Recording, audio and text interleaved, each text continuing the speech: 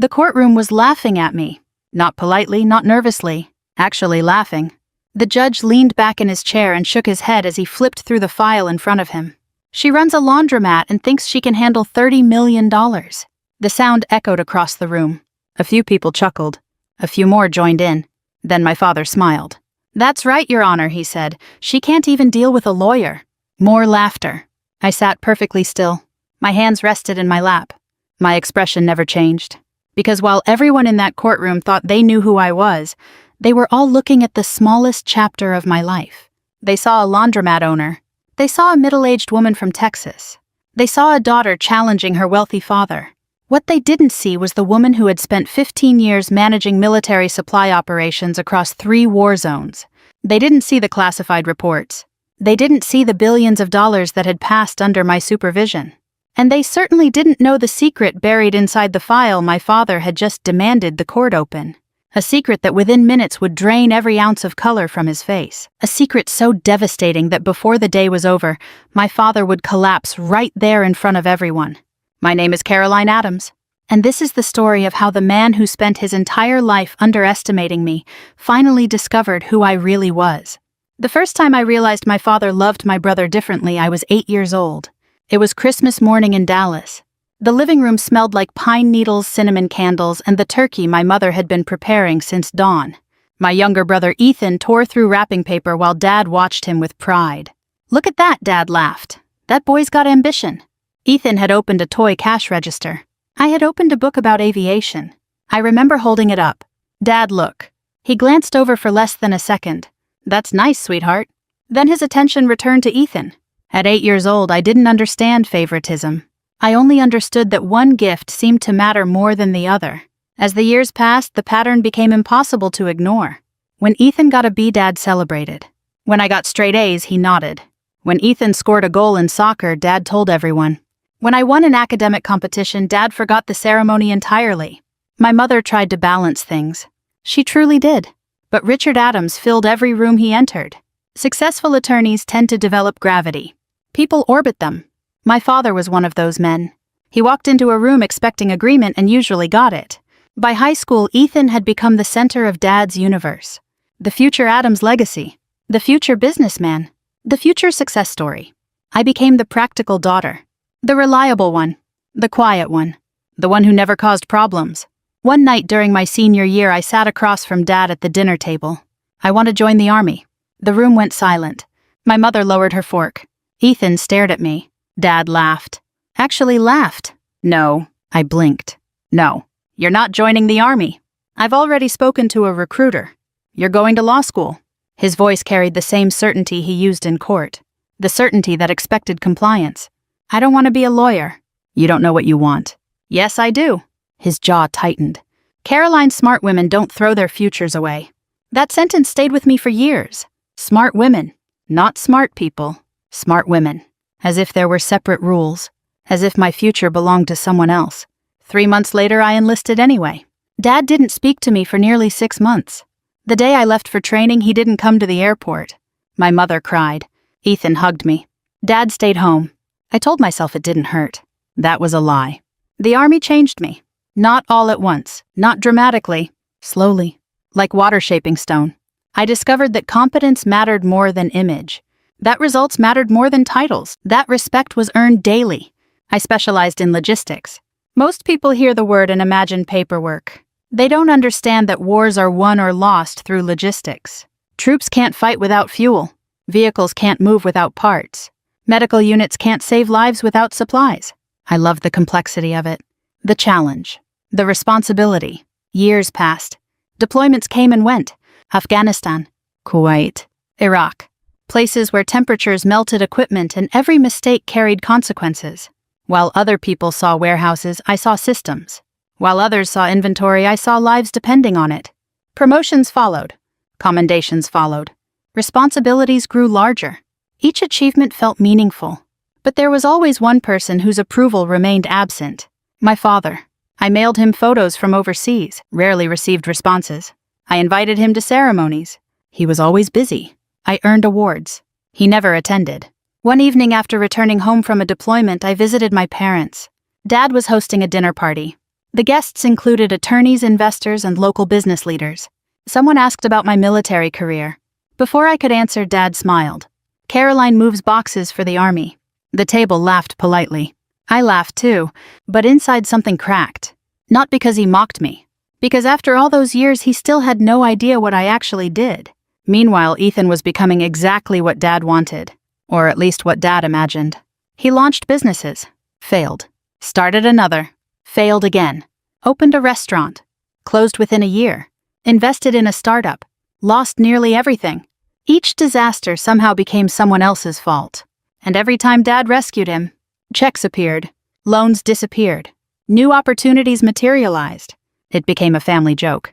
If Ethan jumped off a cliff, Dad would build him a parachute on the way down. As for me, I invested carefully, quietly, methodically. A few years before retirement from active service, I purchased a laundromat. Nothing glamorous, just a clean neighborhood business. Blue Sky Laundromat. The place smelled like detergent, warm cotton, and fresh coffee. I liked it immediately. People underestimated laundromats, but they generated steady cash flow. Families depended on them.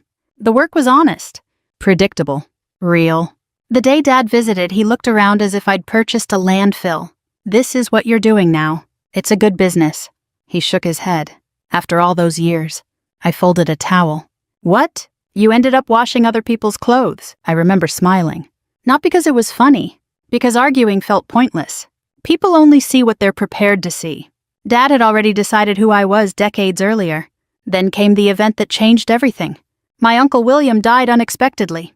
He had never married, never had children, and over a lifetime of successful investments, he accumulated an estate worth nearly $30 million. The family gathered expecting a straightforward inheritance process. William had loved all of us, especially me. We talked often.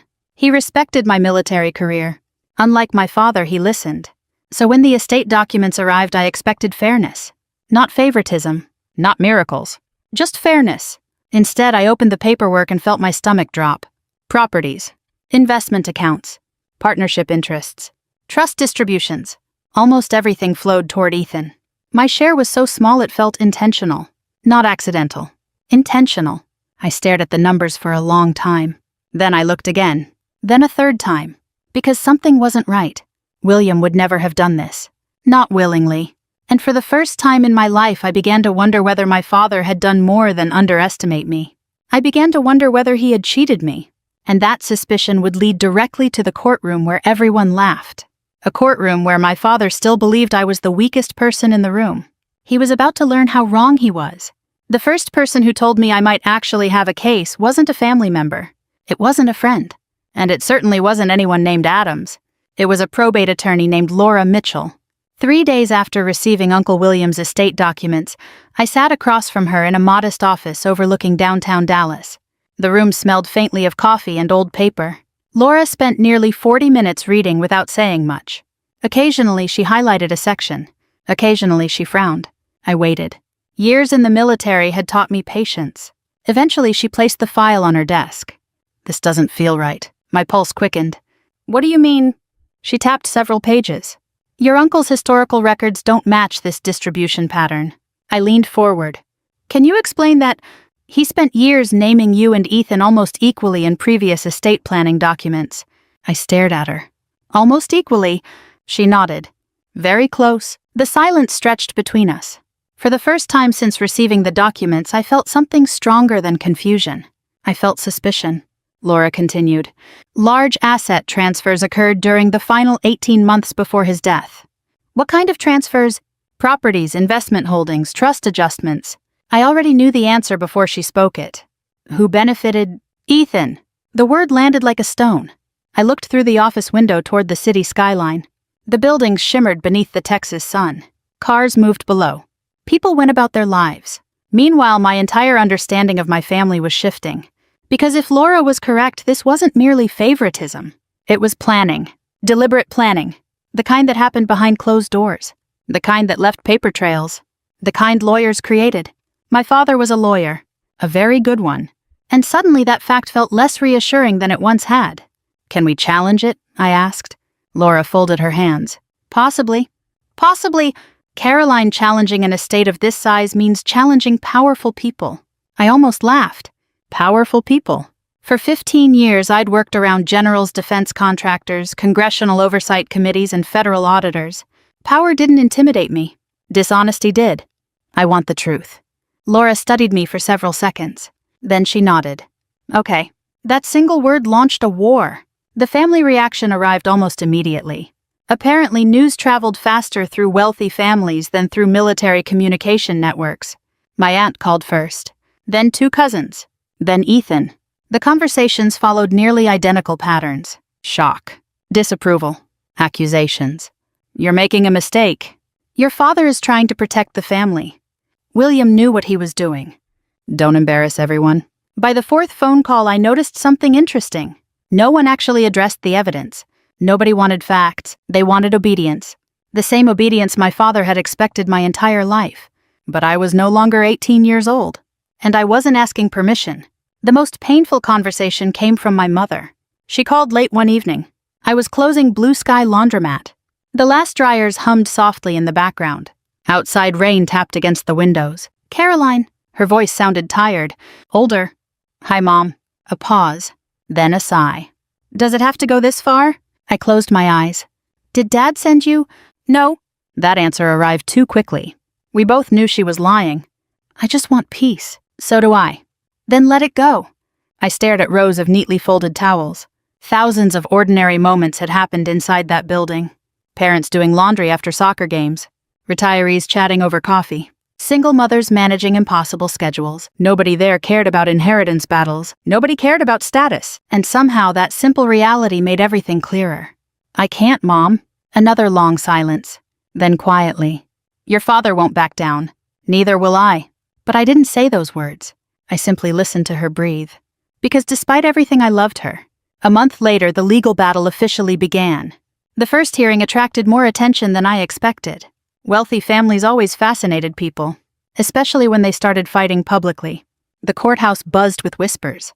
Reporters, observers, attorneys, curious spectators. I arrived early. Military habit. Laura joined me near the courtroom entrance. You okay? I adjusted my jacket. Fine, she smiled slightly. That's the most military answer I've ever heard. The doors opened. People filed inside. And there he was. Richard Adams. My father, standing with absolute confidence, expensive suit, perfect posture, the same courtroom presence that had intimidated opponents for 40 years. When our eyes met, his expression remained unreadable, cold, professional, not father and daughter, plaintiff and adversary. For reasons I still struggle to explain, that hurt more than I expected. The hearing began. Arguments were presented. Procedural matters discussed. Documents reviewed. Nothing dramatic. Not yet. Then the judge requested background information on all involved parties. That simple request changed everything. A court clerk handed over summary files. The judge reviewed Ethan's first. Businessman, investor, entrepreneur. The description sounded impressive, until you examined the details. Then he reached mine. He adjusted his glasses, read silently, then suddenly chuckled. The sound echoed through the courtroom. What is this? A few people looked up. The judge smiled. Ms. Adams currently owns a laundromat. Murmurs spread. I felt dozens of eyes turned toward me. That's correct, Your Honor, Laura said. The judge leaned back. Then came the sentence that would later spread through the family like wildfire. She runs a laundromat and thinks she can handle $30 million. Laughter erupted. Not everyone, but enough. Enough to hear, enough to feel, enough to remember forever. For a brief moment, I was 8 years old again. Standing beside a Christmas tree, watching people admire Ethan. Then my father decided to join in. He rose slowly, confidently, almost casually. That's right, Your Honor. More laughter. His smile widened. She can't even deal with a lawyer. The room reacted exactly as he'd hoped. People laughed again. Even a few attorneys. I looked directly at him. He never looked away. And in that instant, I understood something important. My father truly believed his own narrative. He genuinely believed I was outmatched, that I was emotional, naive, out of my depth. He didn't see an opponent. He saw a daughter who had forgotten her place. Laura leaned toward me. You okay? I nodded. Because anger would accomplish nothing. Embarrassment would accomplish nothing. The truth didn't change simply because a room full of strangers laughed. The hearing continued. More motions. More discussions. More procedural details. Then Richard made a decision that would ultimately destroy his case. He stood and addressed the court. Your Honor, we'd like full disclosure regarding Ms. Adams's financial and professional history. Laura immediately objected. The judge considered it, then asked for justification. My father smiled. The smile of a man convinced victory was already his. We intend to demonstrate that Ms. Adams lacks the experience necessary to manage assets of this magnitude. The request sounded reasonable, even logical. The judge approved it. My father looked satisfied, almost triumphant. Across the room, Ethan grinned. They thought they had won something. Neither of them understood what they had just requested. Because hidden inside my professional records were 15 years of details my father had never bothered to learn, responsibilities he never asked about, achievements he never cared enough to investigate. The truth. The complete truth. And for the first time in my life, Richard Adams had personally demanded to see it. As people began leaving the courtroom, Laura gathered her files. A small smile appeared on her face. What? She looked toward my father. Your dad just made a very expensive mistake. Outside, thunder rolled across the Texas sky. Rain clouds gathered above the courthouse. I watched my father walk confidently toward his car. He looked like a man heading toward victory. But victory was moving in the opposite direction, straight toward him. And soon he would open a file that contained the one thing he had spent an entire lifetime avoiding: the reality of who his daughter had become. For the next 6 weeks, my father acted like a man who had already won. Word traveled through the family grapevine faster than any official court filing. According to various relatives, Richard Adams was simply waiting for the evidence to expose me. Apparently, I was supposed to be embarrassed, supposed to withdraw the lawsuit, supposed to realize that I was outmatched. Instead, I spent those weeks exactly the way I always handled pressure. I worked. Every morning before sunrise, I unlocked the doors at Blue Sky Laundromat. The familiar scent of detergent greeted me. The fluorescent lights flickered to life. Industrial washers hummed quietly. There was something comforting about routine. Laundry didn't care about inheritance disputes. Machines didn't care about family politics. A washer either worked or it didn't. A dryer either heated properly or it didn't. Simple. Honest. Unlike people. One morning while I was helping an elderly customer carry a basket to her car, Laura called. I could hear excitement in her voice immediately. We received the disclosure package. I set the basket into the woman's trunk. Everything. My pulse quickened. And a pause. Then Laura laughed. Not a cruel laugh. Not a mocking laugh. The kind that comes when someone unexpectedly discovers a winning hand. Caroline, your father has absolutely no idea what he just asked for. The second hearing was scheduled 2 weeks later. Unlike the first hearing, this one focused heavily on financial competency and asset management. The courtroom was fuller than before. People love watching family conflicts, particularly wealthy family conflicts. By the time I arrived, nearly every seat was occupied. Reporters sat near the back. Several extended family members attended. Even Ethan showed up wearing a smile that suggested he expected a celebration. When my father entered, he looked exactly as he always had. Perfectly composed. Perfectly confident. Perfectly certain. For a brief moment, I wondered whether he had reviewed the documents himself. Maybe he had. Maybe he simply didn't understand them. Or maybe he understood exactly what they contained and was pretending otherwise. The hearing began. Several routine matters were addressed first. Then the judge turned toward Richard's legal team. You requested disclosure regarding Ms. Adams's qualifications and experience. Yes, Your Honor. The judge nodded. Proceed. One of my father's attorneys stood. A younger man. Sharp suit. Expensive watch. The kind of lawyer who still believed confidence could substitute for preparation. He opened a large folder. Ms. Adams currently operates a laundromat. A few people smiled. The attorney continued. She has no significant experience in high-value private investment management. Laura remained silent. The attorney flipped another page. Then another. Then another. Suddenly his expression changed. Not dramatically. Just enough. A slight pause. A slight furrow in his brow. The first crack. He cleared his throat. Your Honor, it appears there are additional records. The judge looked interested. What records? The attorney hesitated, and that hesitation immediately captured the room's attention. Nobody expected hesitation from Richard Adams's team. Finally, he answered. Military records? I sat quietly. Across the courtroom, my father watched with mild annoyance. He still looked unconcerned. The attorney continued reading. The silence grew heavier with every passing second. Ms. Adams served 15 years as a logistics officer. The judge nodded. Go on. The attorney swallowed. During overseas deployments, she supervised supply distribution networks across multiple operational theaters. Another pause. More pages turning. Then another pause. The judge leaned forward. What exactly did she supervise? The attorney glanced down again. I could almost see the moment he wished someone else were handling the presentation. Large-scale military procurement operations. The judge waited. So, the attorney took a breath. Operations involving annual budgets exceeding several $billion. The courtroom became very quiet. The kind of quiet that feels physical. Like pressure changing before a storm. The judge removed his glasses. I beg your pardon. The attorney looked uncomfortable. According to Department of Defense records, Ms. Adams participated in oversight and coordination involving assets valued in excess of $12 billion. A woman in the gallery actually gasped. The judge stared at me, then back at the attorney, then back at me. I remembered his earlier laughter, his joke about the laundromat. The room remembered too. Suddenly, nobody seemed amused anymore. The attorney continued, and things only became worse for my father's case. Or better for mine, depending on perspective. My military evaluations entered evidence. Performance reviews, commendations, operational assessments. Every page painted the same picture.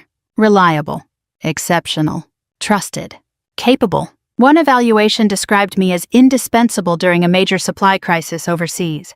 Another praised my management of emergency logistics involving thousands of personnel. A third noted that I had successfully coordinated resources across multiple international partners. The language was professional, measured, military, yet somehow it carried more weight than exaggeration ever could. Because military evaluations are not written to flatter. They are written to document reality. Then Laura stood. Your Honor, we'd like to call a witness. The judge nodded. Proceed. The courtroom doors opened, and General Michael Reeves entered. Even after retirement, he possessed the unmistakable presence of a senior military leader. People sat straighter. Conversation stopped. The general took the oath, then settled into the witness chair. Laura approached. General Reeves, how long have you known Caroline Adams?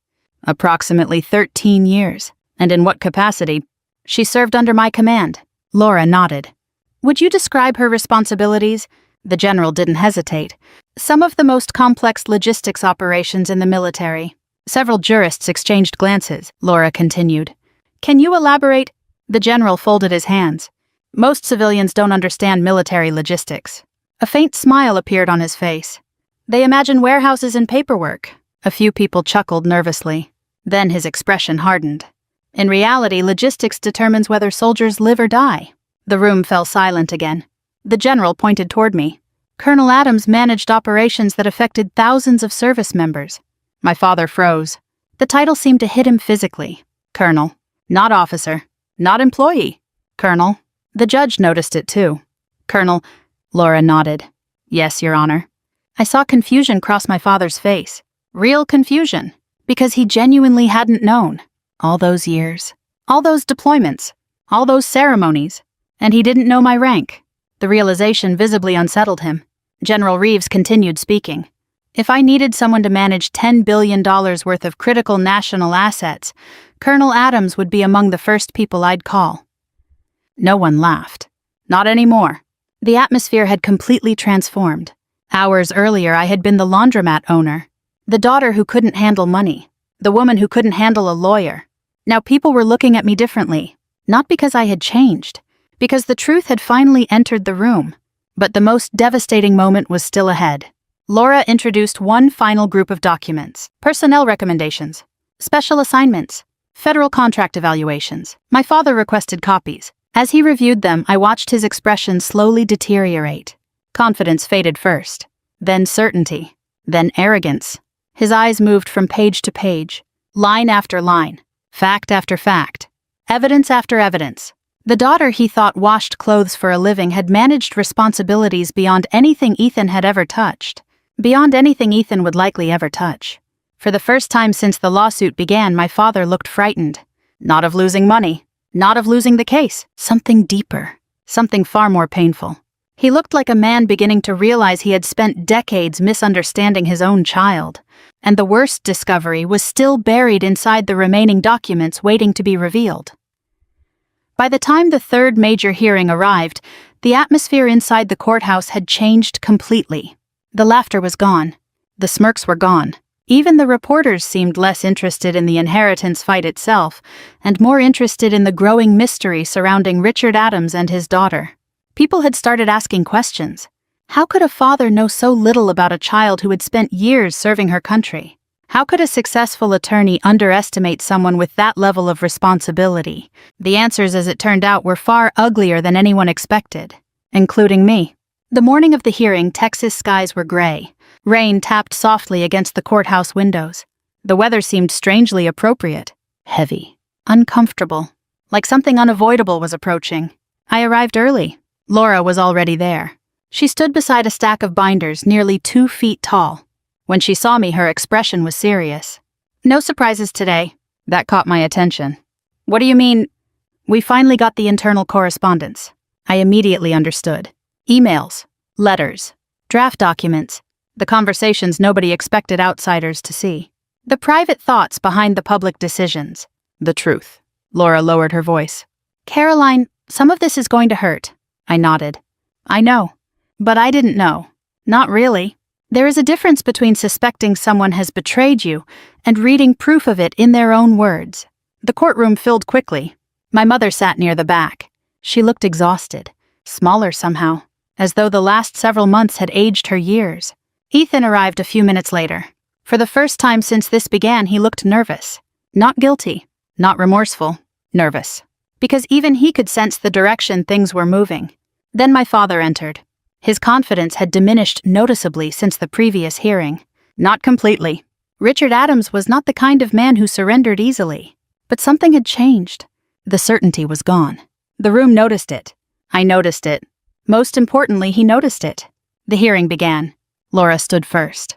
"Your Honor, we would like to present evidence concerning the estate restructuring process."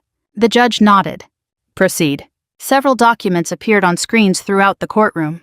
Trust amendments, property transfers, financial restructuring agreements, complex legal paperwork. The kind of paperwork designed to hide intentions behind technical language. At first glance, everything appeared legitimate. But appearances can be deceptive. Laura walked slowly toward the screen. "Your Honor, we believe these transactions were not motivated by estate planning efficiency." The judge looked up. What were they motivated by? Laura clicked a button. A new document appeared. An email, dated nearly 2 years before Uncle William's death. Sent by Richard Adams. My father. The room became silent. Laura began reading. Not dramatically. Not theatrically. Simply reading the words exactly as written.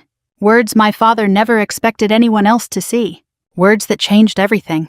The email discussed inheritance planning, asset distribution, family succession. Then came the sentence that sucked all the air from the room. "I do not want family assets ultimately controlled by Caroline." Silence. Absolute silence. The judge stared at the screen. Laura continued. Another sentence. "She lacks the instincts necessary for serious business." A third. "Ethan is the natural successor." The gallery shifted uncomfortably. But Laura wasn't finished. Not even close. She displayed another email. Then another. Then another. Each one revealed the same pattern, the same prejudice, the same assumption.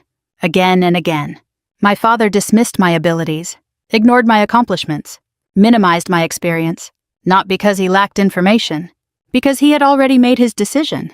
Years earlier, long before any inheritance dispute existed. Then came the email that broke whatever remained of his defense. Laura displayed it. Nobody spoke. The words stood there for everyone to read, including my father. Including me. "I will not allow millions of dollars to end up in the hands of a woman who doesn't understand business." The room froze. My mother covered her mouth. Ethan looked down. The judge removed his glasses slowly, very slowly, as if giving himself time to process what he had just read. Then he looked directly at my father. "Did you write this?" Richard hesitated, for perhaps the first time in his professional life. A man famous for answers suddenly had none. Finally, he nodded. "Yes." The judge's expression hardened. There are moments when entire cases shift. Not legally. Morally. This was one of them. My father was no longer defending estate decisions. He was defending discrimination. And everyone knew it. I should have felt victorious. Instead, I felt tired. Deeply tired. Because none of this was really about money. Not for me. Never for me. It was about recognition. Respect. The simple desire to be seen honestly. And sitting there listening to those emails, I realized something painful. My father had never actually known me. Not once. Not ever. He had known the version of me he created inside his own head. A version that stopped evolving when I was 18 years old. Laura called one final witness, an estate planning specialist. His testimony was straightforward. The restructuring process had no meaningful financial advantage, no tax advantage, no strategic necessity. The primary result was simple. Caroline received less, Ethan received more. That was it. That was the purpose. That was the plan. When the witness stepped down, the judge looked irritated. Actually irritated. A dangerous thing for any attorney. Especially an attorney who had spent decades appearing before judges. Then Laura stood once more. "We have one final matter, Your Honor." The courtroom seemed to lean forward collectively. Even the reporters stopped writing. Laura approached my father. Her voice remained calm. Professional. Controlled. "Mr. Adams, may I ask a question?" He nodded. "Do you know your daughter's military rank?" The question sounded absurdly simple. My father blinked. Nobody moved. Seconds passed. Then more seconds. Finally, he answered. "No." The word barely emerged. Laura nodded. "Do you know how many military commendations she has received?" Silence. Again. "No." "Do you know how many personnel served under her command during her career?" His eyes dropped toward the table. "No." The courtroom became unbearably quiet. Laura asked one final question. The simplest question of all. "Mr. Adams, do you know your daughter?" Something happened then. Not externally. Internally. You could see it. The moment a lifetime of assumptions collided with reality. My father stared at the documents spread before him. Military evaluations. Commendations. Leadership assessments. Letters of recommendation. Evidence. Proof. An entire life he had never bothered to examine. His hands began trembling. At first slightly, then visibly. The judge noticed. I noticed. Everyone noticed. Richard picked up one of the files. His eyes scanned the pages again, and again, and again, almost desperately, as though he were searching for a different answer. A different daughter. A different truth. But there wasn't one. Only reality. For decades he had celebrated Ethan's potential, while ignoring my achievements. For decades he had called Ethan a businessman despite repeated failures, while dismissing me despite repeated success. For decades he had chosen a story over the truth, and now that truth was sitting directly in front of him. Unavoidable. Merciless. Complete. His breathing became uneven. My mother rose halfway from her seat. "Richard." He didn't respond. His eyes remained fixed on the documents. Then suddenly I saw tears. Tiny. Almost invisible. But unmistakable. The first tears I had ever seen my father shed. His lips moved. At first no sound emerged. Then finally a whisper. "Oh my God." The courtroom remained frozen. He looked toward me. Not through me. At me. Perhaps for the first time in his life, and in that moment I saw something I never expected to see. Regret. Raw. Unfiltered. Devastating regret. His voice cracked. "She's..." The sentence never finished. His face turned pale. The color vanished completely. One hand reached for the edge of the table. The other pressed against his chest. Several people stood simultaneously. Richard. Then his knees buckled. His body collapsed sideways. Gasps filled the courtroom. Papers scattered across the floor. My mother screamed his name. Court officers rushed forward. Paramedics were called. And as chaos erupted around us, I remained seated. Not because I didn't care, but because I couldn't move. For years I had imagined confronting my father. Winning. Proving him wrong. I had never imagined it would look like this. I had never imagined that the moment he finally understood who I was would also be the moment it nearly broke him. The courtroom victory came 3 weeks later. My father wasn't there to hear it. He was recovering in a cardiac rehabilitation unit outside Dallas. The doctors called it a stress-induced cardiac event. Not a full heart attack. Not a stroke. But serious enough to force a man like Richard Adams to stop running from himself. For the first time in decades, he had no courtroom to dominate. No negotiations to control. No arguments to win. Only silence. And sometimes silence is the most brutal teacher of all. The judge's ruling was thorough, methodical, unambiguous. After reviewing the evidence, the court determined that significant portions of the estate restructuring had been improperly influenced. The inheritance distribution was ordered to be recalculated. Several transferred assets were returned to the estate. Trust provisions were modified. Financial allocations were corrected. When everything was finalized, the outcome reflected what Uncle William had originally intended years earlier. Fairness. Not favoritism. Not manipulation. Fairness. Reporters waited outside the courthouse. Microphones appeared. Questions flew from every direction. Colonel Adams, how does it feel to win? Are you satisfied with the ruling? What would you like to say to your father? I answered only one question. I never wanted to defeat my family. Then I walked away. Because that was the truth. People often imagine revenge as a moment of celebration, a dramatic victory, a triumphant ending. Real life rarely works that way. Winning doesn't magically erase old wounds. It doesn't rewrite childhood memories. It doesn't restore years that were lost. Sometimes winning simply confirms what you already knew. And sometimes that confirmation feels surprisingly lonely. The family changed after the ruling. Not immediately. Families rarely change immediately, but slowly, like ice beginning to melt. Several relatives called to apologize. Others didn't. A few disappeared entirely. I was fine with that. Some relationships survive truth. Others don't. The biggest change involved Ethan. For weeks after the ruling, he blamed everyone except himself. The judge, the lawyers, the court, me, the estate planners. Bad luck. Anything. Everything. One afternoon he showed up at Blue Sky Laundromat. The bell above the door chimed softly. I looked up from folding towels. For a moment we simply stared at each other. Neither of us spoke. The washers hummed in the background. Children laughed near the vending machines. Life continued around us. Finally Ethan sat down. He looked older. Tired.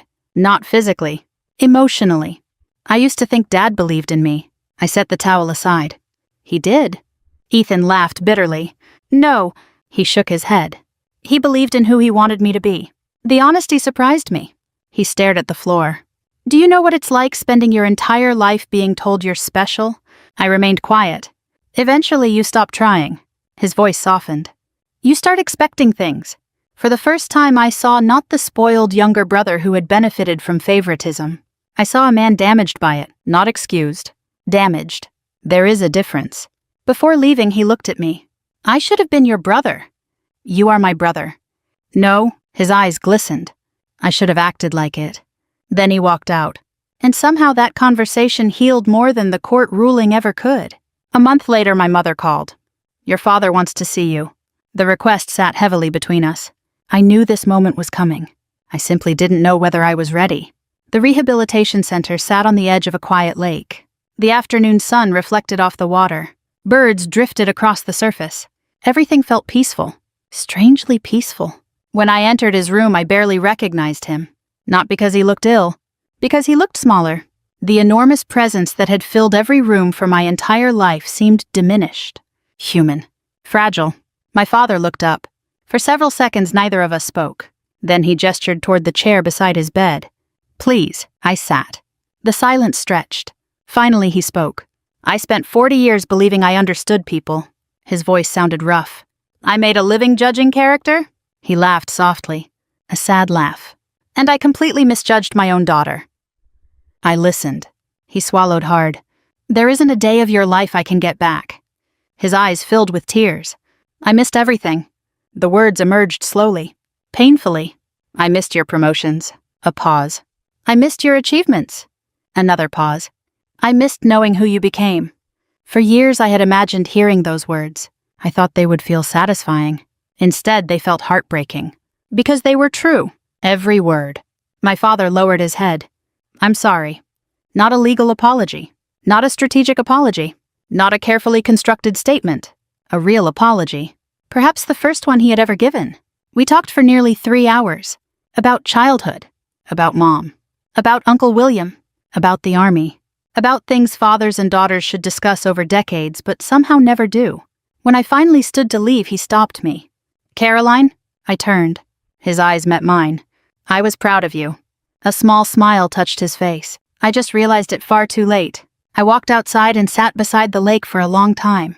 watching sunlight dance across the water, thinking about everything that had happened, thinking about how complicated love can be, how destructive pride can be, how expensive assumptions can become.